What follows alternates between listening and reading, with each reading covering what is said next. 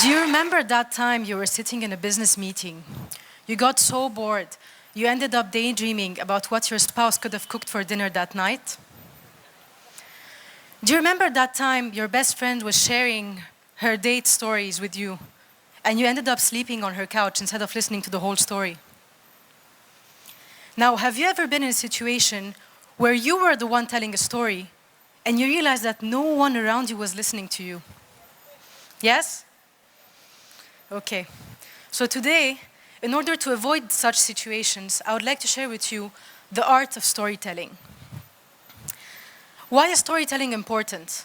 Because stories are one of the most powerful emotional currencies we humans possess. They move people to feel, and they move people to act. What we mean by stories here is anything, literally anything that you would communicate in your daily life. So it could be telling your mom about your day at work, introducing yourself to a complete stranger, dancing during a flash mob, singing at a concert. It could literally be anything. So there are several different ways to tell stories, and depending on each culture, because each culture has its own genres and rules. I'm going to share with you a few countries, a few places, and how stories are told across them. In Hawaii, for example, are some of you familiar with the hula dance? Okay, it's not just any type of dance. The hula dance actually portrays the Polynesian chants and songs of the country. In China, there's something called shadow puppetry. This is a very ancient form of storytelling and entertainment where puppets are shown and are used to tell stories. In Lebanon, where I come from, and in the Middle East in general, there's something called zajal. It's like a semi-song, semi-improvised form of poetry. And now I'd like to share with you a video where there's a woman sharing a story her own way.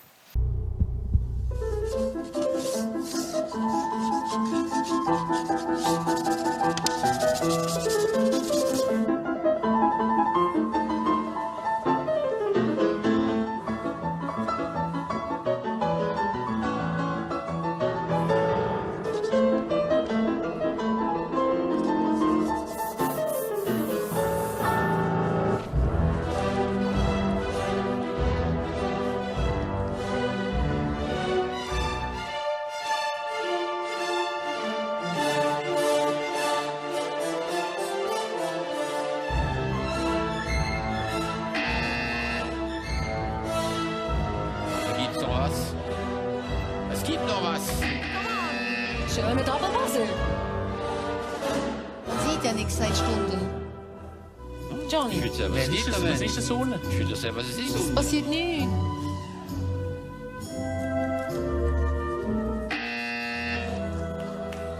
Monsieur Gräfe. Er drückt nicht, weil es um ihn geht. Ah ja, ich muss doch mal sie drücken, oder?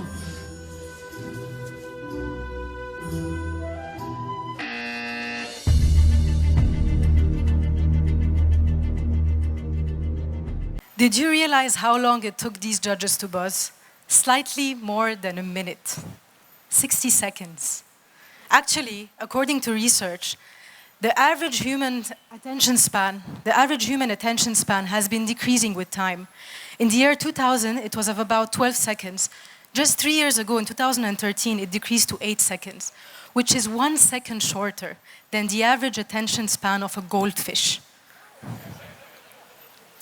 So we live in a very busy world, we're busy multitasking. We really want to consume stories, but we just don't have the time. And I want to share with you 2 companies that actually leverage this fact to create successful enterprises. Is anyone familiar with Snapchat or Twitter? For those of you who don't know, Snapchat is a mobile application that helps you share multimedia messages through pictures or videos, but the trick is that the length should be a maximum of 10 seconds. These messages are called snaps. Twitter is an online platform that helps you share thoughts, ideas, in a maximum length of 140 characters. Today, Snapchat is valued at over $20 billion, and there are 400 million snaps shared every single day. Twitter is valued at around $10 billion, and there are more than 5 million tweets shared every single day. So what's the point in common between these 2 successful enterprises? They keep their stories short. And this is the first secret behind storytelling, keeping your stories short. Now let's focus on the means this woman is using to tell a story. A painting in a frame. That's the second secret. frame your story. We're all familiar with this blonde-haired, blue-eyed character, Cinderella. She lives with her wicked stepfamily, but she ends up getting her revenge by marrying the royal prince, whom her stepsisters wanted to marry as well. Well, in West Africa, not very far from here, in Nigeria, this Cinderella story was reframed in order for the Nigerians to reappropriate the story. The story was called Chinye. She also lived with her stepfamily, and the story is basically the same, just a few elements added for the Nigerians to identify themselves. Now, there's a very interesting story I want to share with you about framing as well. There were some construction workers working on a site. The media were asked to go and interview them in order to feature them in the evening news. So they went on site and they started asking the construction workers, please describe what you're doing. A construction worker said, we're building a bridge. Another one replied, we're connecting two different cities. So the way you tell your story and the perspective in which you show it can differently impact your audience. Now, I'm sure most of you are curious to see what has happened with this woman in the video.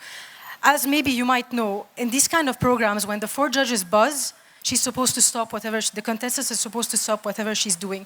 But she continued, and let's see what happened.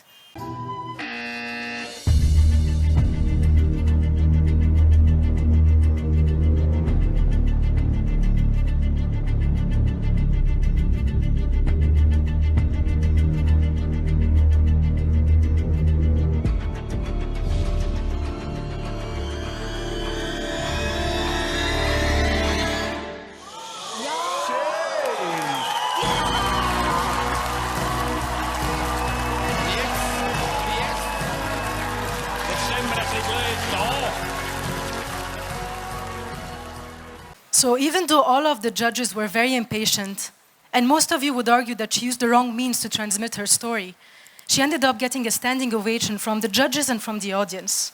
And the lesson here is to end on a strong note, because technically that's the last thing that your audience is going to hear. So you have to end on a strong note for it to be impactful and easy to remember. So to sum up, we are all born storytellers. This is a skill that somehow comes along with our human DNA. However, we can all become better at this skill by keeping our stories short, framing them according to our audiences, and ending on a strong note. And now, if you would allow me, I would like to share a short, impactful story by Snapchatting this moment. Is that okay with all of you? Cool. 1, 2, 3. Thank you very much.